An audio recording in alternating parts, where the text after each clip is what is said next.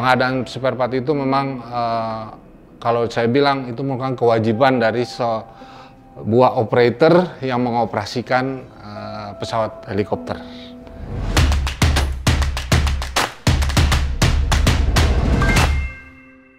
Untuk pengadaan barang khususnya helikopter, kita selalu yang original dan itu berasal semua dari pabrikan.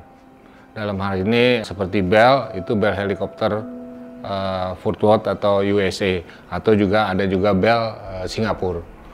Seperti kalau di helikopter kita yang Airbus, itu juga dari Airbus Prancis atau dari Jerman.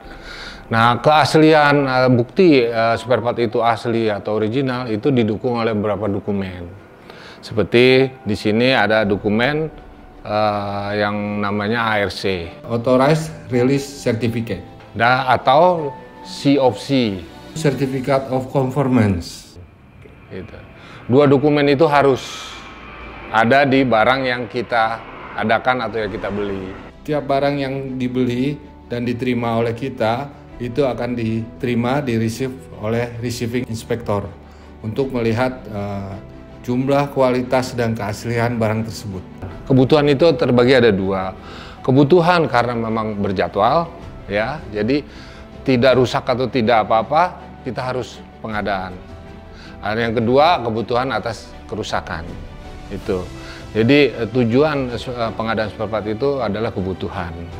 Nah, kebutuhan itu juga ada waktunya, ada masanya, ada dihitung juga dari jam terbangnya, gitu, dan ada dihitung juga dari umur spare partnya. Untuk di White Sky sendiri, untuk pengadaan khususnya, biasa kita ada yang local purchase, termasuk kategori chemical atau flammable atau consumable, artinya yang bisa sekali pakai, kita selesai. Kalau yang komponen atau serial itu kita langsung beli di manufaktur.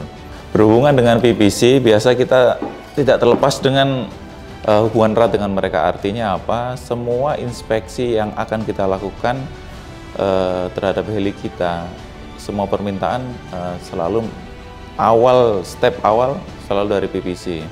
Pertama, apa yang akan kita beli untuk persiapan dari tiap-tiap inspeksi di masing-masing heli kita. Biasanya yang kita lakukan koordinasi dalam bentuk RF. RF itu kan requisition. Artinya apa? Semua parts yang dibutuhkan ada di dalam RF tersebut. Apabila di sana ada tertulis required before date sekian, kategori AOG, misalkan priority atau normal, kita harus ada semua di RF itu.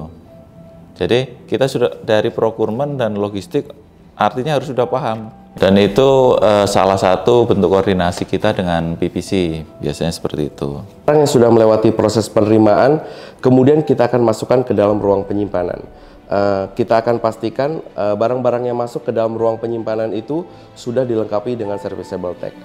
Kemudian kita akan tempatkan masing-masing barang ke dalam lokasi yang sudah kita tentukan dengan menggunakan metode penomoran. Setelah barang kita beri penomoran, kemudian data barang akan kita masukkan ke dalam sistem dan akan kita buatkan stock card. Kemudian kita akan pisahkan barang-barang yang berupa liquid dan chemical dengan barang-barang yang consumable atau routable.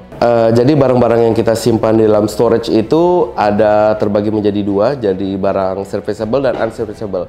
Barang serviceable itu kita simpan seperti komponen, flammable, dan consumable. Dari komponen itu ada seperti contohnya brake, ada contohnya tire, dan ada jok dari helikopter sendiri. Untuk barang-barang yang dari consumable itu ada seperti cutter pin, ada contohnya packing, ada gasket, dan lain-lain. Kita akan pastikan barang-barang yang flammable itu memiliki MSDS. Untuk flammable sendiri itu seperti ZOC 27, ada ADROC 6025, barang-barang chemical lainnya. Kita akan simpan dalam flammable. Kita akan pisahkan barang-barang yang statusnya serviceable dan unserviceable. Barang-barang yang serviceable kita akan simpan ke dalam main storeroom, sedangkan barang-barang unserviceable akan kita simpan di quarantine. Kemudian kita akan monitor masa berlakunya atau shelf life-nya.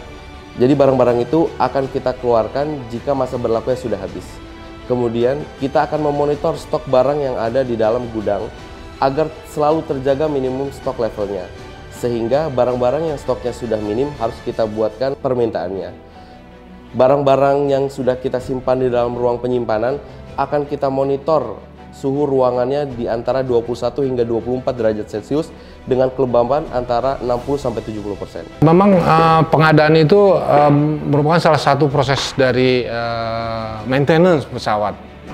Jadi pengadaan spare part itu memang kalau saya bilang itu merupakan kewajiban dari sebuah operator yang mengoperasikan pesawat helikopter.